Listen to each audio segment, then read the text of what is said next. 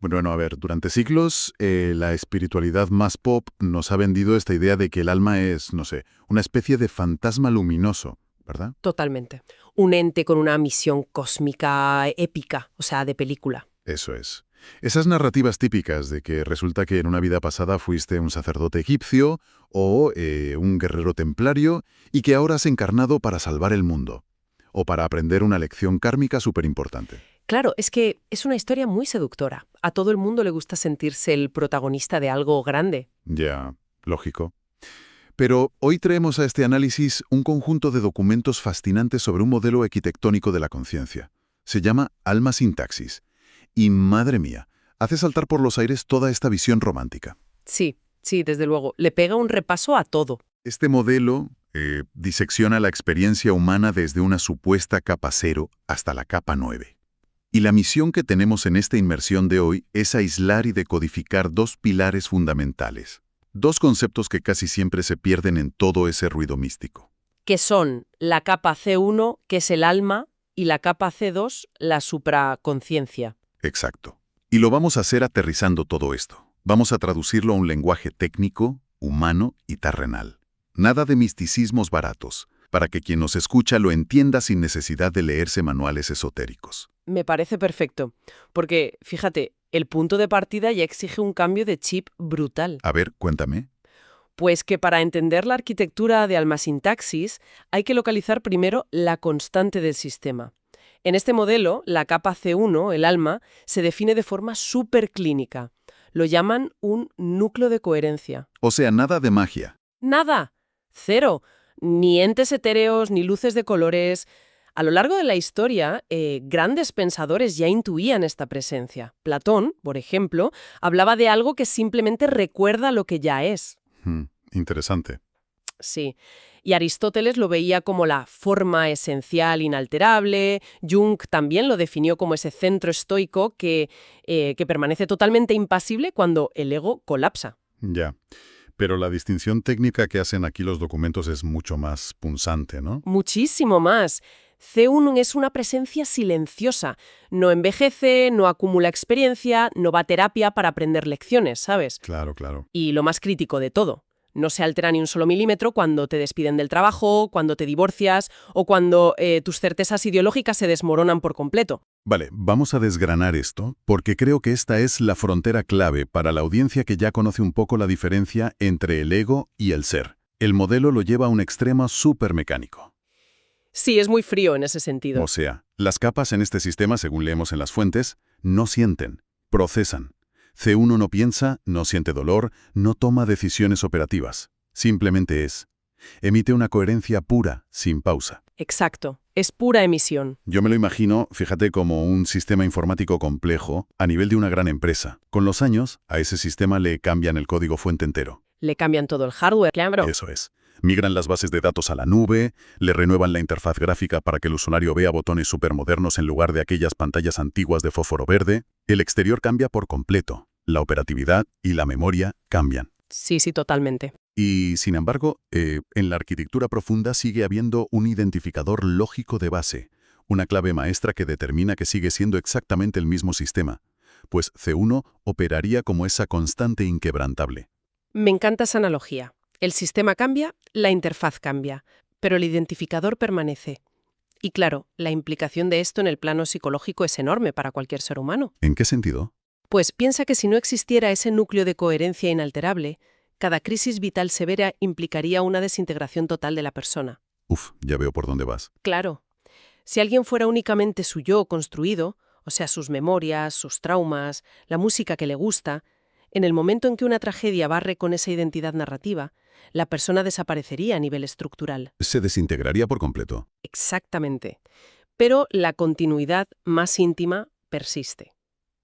Incluso cuando el suelo desaparece bajo tus pies, esa sensación de continuidad, que es muda, que no tiene palabras ni biografía, es la emisión directa de la capa C1. Vale, te sigo. Pero claro, si asumimos esta mecánica tan fría donde C1 no piensa, no siente y no decide absolutamente nada, chocamos de frente con una de las ideas más rentables de la historia humana. El propósito vital, supongo. El famoso destino, claro. O sea, la misión.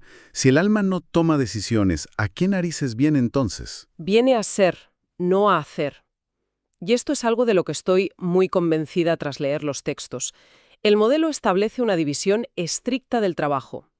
El hacer pertenece única y exclusivamente a las capas operativas del sistema humano. La mente y el cuerpo, vamos. Eso es. La mente decide, el cuerpo ejecuta, la conciencia operativa observa los resultados. El alma, uno, no desciende a ese barro operativo, no trae una agenda oculta ni un encargo mágico del universo. Entonces, todo este rollo de la misión vital que vemos en todas partes, Es un constructo. La palabra misión, tal y como se consume hoy en el desarrollo personal, es un intento de la mente racional por darle formato de novela a algo que es puramente estructural. ya, claro, la mente necesita una historia. Totalmente. La mente exige un planteamiento, un nudo y un desenlace. Exige un mapa para no sentirse perdida. A ver, un momento, tengo que pegar un frenazo aquí porque esta idea puede dar un vértigo tremendo a quien nos escucha. O sea, si borramos de un plumazo la existencia de una misión cósmica o un contrato previo que justifique por qué estamos aquí, Sí, o que justifique por qué pasamos por ciertos sufrimientos terribles, ¿no abre eso la puerta a un nihilismo absoluto? O sea, si no hay un plan, ¿no nos deja eso a la deriva? Quitar el peso de una misión puede sonar muy liberador en la teoría, pero en la práctica deja un vacío que, francamente, asusta un montón. ya. Es una reacción súper lógica desde la perspectiva de la mente. Porque la mente utiliza la idea de la misión como un ancla de control. Necesita sentir que todo tiene un porqué narrativo. Claro, para no volverse loca. Pero observar el mecanismo de cerca, según Alma Sintaxis, revela otra realidad. La idea tradicional de tener una misión genera, de hecho, una ansiedad crónica. Sí, eso es verdad. Es una búsqueda perpetua, ¿sabes? Es como una hipoteca existencial donde la pregunta constante es, madre mía, ¿me habré desviado del camino? ¿Es este trabajo mi verdadera misión o estoy tirando mi vida por la borda? Ya, es una deuda que nunca terminas de saldar. Siempre sientes que te falta algo. Exacto. Lo que propone este modelo no es la apatía ni el nihilismo, sino el concepto de propósito como una consecuencia. Ah, vale. El propósito como un efecto secundario, digamos, no como una meta a la que llegar. Eso es. El propósito no es un punto geográfico ni una tarea que tienes que tachar de tu lista de la compra espiritual.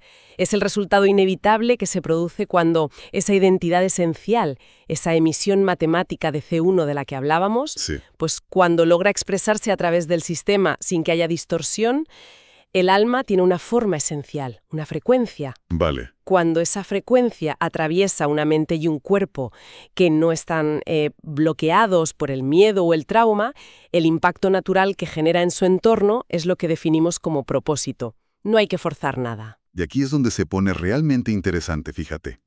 Porque si C1 es esta presencia muda que solo emite coherencia de fondo, ¿cómo aterriza esto en el día a día? En la vida cotidiana, dices. Claro, si el alma no te susurra al oído cosas como, oye, deja a tu pareja, o invierte en esta empresa de tecnología, ¿cómo se percibe esa emisión cuando vas en el metro, por ejemplo? O estás en medio de una reunión de trabajo aburridísima. Bueno, los textos apuntan a un término muy manoseado, pero le dan un enfoque radicalmente distinto. Hablan de la intuición. Intuición. Vale, pero no la intuición mágica. Para nada. Hay que despojar a la intuición de toda esa pátina de clarividencia o de superpoder. En esta arquitectura, la intuición es simplemente el efecto visible en la conciencia cuando la señal pura de C1 logra atravesar las capas operativas. Sin interferencia, supongo. Interferencias de las otras capas. Es dirección pura. Y lo más revelador del modelo, lo que a mí más me ha impactado, es cómo describe esa experiencia. Cuéntame. Dice que la verdadera intuición no viene acompañada de euforia, ni de un entusiasmo desbordante, ni tampoco de un miedo paralizante. Es una certeza súper silenciosa. Qué curioso. Sí, un sí o un no que se siente casi aburrido por lo evidente que resulta. No hay fuegos artificiales. Fíjate que esa falta de intensidad emocional es lo que choca frontalmente con la narrativa habitual. Siempre nos dicen en los libros de autoayuda que sigamos lo que nos apasiona, mezclando la intuición con un subidón de adrenalina brutal. Claro, porque confundimos la señal con el ruido del sistema. El entusiasmo, la ansiedad y el miedo pertenecen a otras capas, no a C1. A las capas operativas. Eso es. El modelo es categórico al afirmar que la emoción no es una capa en sí misma, sino un subproducto, un resultado. Es vital entender este mecanismo. Imagina que recibes un correo de tu jefe pidiendo una reunión urgente para mañana a primera hora. Uf, el clásico infarto de oficina. Tal cual. Pues la mente, que es la capa C4 en este modelo, interpreta las palabras de ese correo. Esa interpretación activa inmediatamente la capa C7. ¿Y qué hay en la C7? Ahí se almacena tu memoria afectiva y subconsciente. Y esa capa saca a la luz aquella vez que te despidieron hace 10 años por sorpresa. Madre mía, la que se lija en un milisegundo. Y eso dispara la capa C5, que es la respuesta corporal. Tu estómago se encoge, tu ritmo cardíaco se acelera y empiezas a sudar. O sea, ese cóctel biológico y mental es la emoción. Ese cóctel completo es la emoción. Es una combinación estrictamente operativa de interpretación, memoria y química corporal. Y es ahí, justo ahí, donde se genera todo ese ruido ensordecedor que ahoga por completo la emisión sutil y limpia de C1. Ya veo, ya veo. Cuando hay heridas históricas, carencias o expectativas sociales activando constantemente C4, C7 y C5, la señal del alma no puede llegar limpia a la superficie. Llega totalmente distorsionada, transformada en impulsos ciegos o ansiedades que, fíjate, solemos confundir con grandes intuiciones. Viendo ese mecanismo me surge una imagen muy clara. C1 es como una torre de radio emitiendo una frecuencia nítida, perfecta e ininterrumpida. Siempre está emitiendo. Sí, buena imagen. Pero a nuestro alrededor, y dentro de nosotros, claro, tenemos toda esta maquinaria pesada generando una estática tremenda. El estrés, la memoria afectiva, los picos de cortisol. Todo eso tapando la señal. Y la industria del desarrollo personal nos vende constantemente cursos carísimos para conectar con el alma, como si tuviéramos que construir una antena gigante o forzar a la torre de radio para que emita con más potencia. Cuando en realidad la frecuencia de C1 es inalterable. Exacto. O sea, no se entrena la intuición forzando la antena ni comprando cristales de cuarzo. La única manera real de escuchar esa frecuencia es apagando sistemáticamente las máquinas que generan estática alrededor. Esa es la clave operativa absoluta. C1 no necesita ser amplificada, ni corregida, ni sanada. No argumenta ni da explicaciones de por qué te dice sí o no. Solo marca dirección. El trabajo nunca es sobre el alma, es sobre despejar el espacio a su alrededor. Pero espera. Si conectamos esto con el panorama general, si C1 es esa frecuencia pura, sin forma, como agua totalmente cristalina, ¿cómo es que no se evapora o se pierde? ¿A qué te refieres? Es decir, ¿cómo se conecta una coherencia matemática y tan abstracta con un organismo biológico que tiene un cerebro que, no sé, que calcula el IRPF y un sistema digestivo que procesa macarrones? Ya, entiendo. Parece que están en dimensiones completamente dispares, ¿no? Claro. Tiene que haber un eslabón, una infraestructura técnica que traduzca esa emisión. Y entiendo que aquí es donde entra la segunda protagonista de hoy, la capa C2, la supraconsciencia. Justamente. Ese es el puente estructural indispensable. C2 no puede interactuar directamente con un estómago nervioso o con el lenguaje humano verbal. C2, la supraconsciencia, es la organización profunda de todo el sistema. Vale. Es una arquitectura interna que se establece mucho antes de que la capa mental, la C4, empiece siquiera a generar palabras o lógica. C2 toma esa emisión abstracta de C1 y le proporciona un patrón organizativo. O sea, le da una forma viable. Eso es.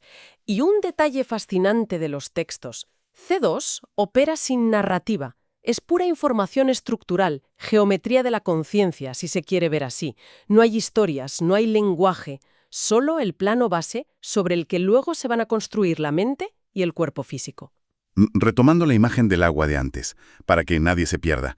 C1 es el agua que brota de un manantial, constante, pura, sin forma. Pero claro, esa agua necesita llegar a un edificio de 50 plantas, pues C2 sería toda esa red inmensa de tuberías subterráneas, la infraestructura oculta que le da presión, forma y dirección al agua mucho antes de que llegue siquiera al grifo de la mente consciente. Y sin esas tuberías, el agua simplemente se estancaría en el suelo o se dispersaría. Es una analogía perfecta. C2 es lo que permite que la esencia de C1 tenga compatibilidad con la materia. Es como el adaptador de enchufe universal. Total. La dinámica es muy precisa. La regla es que C1 emite la señal y C2 proporciona la estructura para que esa señal sea viable en un entorno de espacio y tiempo. Entendido. C2 es el diseño base de cómo ese núcleo de coherencia específico va a intentar expresarse en esta vida concreta, muchísimo antes de que el individuo tenga siquiera un nombre en el registro civil o un solo recuerdo de infancia. Y esto plantea una pregunta importantísima, porque entender esta dinámica entre la frecuencia pura de C1 y la estructura de tuberías de C2 nos aboca a una consecuencia monumental cuando miramos al inevitable final de la vida. La muerte, claro. Exacto. ¿Qué ocurre cuando este sistema humano-temporal colapsa? Cuando el hardware físico falla irremediablemente y el cuerpo y la mente mueren. A ver, leyendo las fuentes esto cambia por completo el concepto clásico de reencarnación. Lo desmantela de un plumazo. Derrumba por completo todo el folclore espiritual al que estamos acostumbrados. O sea, adiós a las vidas pasadas románticas. Adiós. Si entendemos que el yo, o sea, la personalidad, los recuerdos de la infancia, tu miedo a los perros, tus gustos musicales, todo eso es un constructo temporal, soportado por las capas biológicas y mentales. Pues al morir el cuerpo, ese yo desaparece. Literalmente. No reencarna una persona. No hay un individuo cruzando un umbral de luz con una maleta llena de recuerdos de sus vidas pasadas. Ya. La idea de que vuelve la misma entidad que una vez fue Cleopatra o un campesino medieval simplemente para terminar una tarea pendiente es una proyección narrativa de nuestra mente, de la capa C4 que está absolutamente aterrorizada ante la idea de dejar de existir. Pero si el personaje no viaja, si la biografía de ese individuo se disuelve por completo en la nada, ¿qué es lo que cruza entonces? ¿Qué es lo que vuelve? Lo que reemerge es la coherencia matemática pura, la frecuencia inalterable de C1. Pero ojo con esto, porque esa frecuencia solo puede volver a manifestarse en el plano material cuando se conforma una nueva arquitectura humana que sea compatible. ¿A qué te refieres con compatible? A que, ya sea por azar biológico o por evolución de la especie, se forme un nuevo cuerpo, una mente distinta, un nuevo entramado estructural en C2 que tenga la forma exacta para albergar y expresar esa frecuencia específica de C1. Fíjate que hay un ejemplo en los documentos que ilustra esto a la perfección y me encantó. Sí, el de la científica, ¿verdad? Ese. Hablan de una coherencia de base orientada, vamos a suponer, a la observación minuciosa de lo invisible. Vale. Esa frecuencia de base, hace 1000 años, encuentra una estructura biológica y mental compatible en un monje de clausura. Alguien puramente contemplativo que pasaba sus días en silencio absoluto mirando un texto. Sí, me encaja perfectamente con esa frecuencia. Pasan los siglos, esa vida termina, la biografía del monje se borra. Y esa misma coherencia base vuelve a emerger porque de repente encuentra un nuevo sistema compatible. Esta vez es una científica en el siglo XXI trabajando en un laboratorio de física cuántica, intentando aislar partículas subatómicas. ¡Qué pasada! Y quizá, en un futuro lejano, esa misma coherencia matemática encuentra resonancia en la estructura neurológica de un músico de vanguardia. Claro. Las biografías no se parecen en nada. Los personajes, sus géneros, sus traumas son radicalmente distintos. Pero la coherencia subyacente, eso que intenta expresarse a través de dos, es exactamente la misma constante. Es un cambio de paradigma brutal que pasa de lo puramente narrativo a lo técnico. La continuidad humana no es un hilo psicológico, es un fenómeno estructural. No es una novela, es ingeniería. Eso es. La pregunta que plantea el modelo ya no es ¿quién fui yo en el siglo XVIII?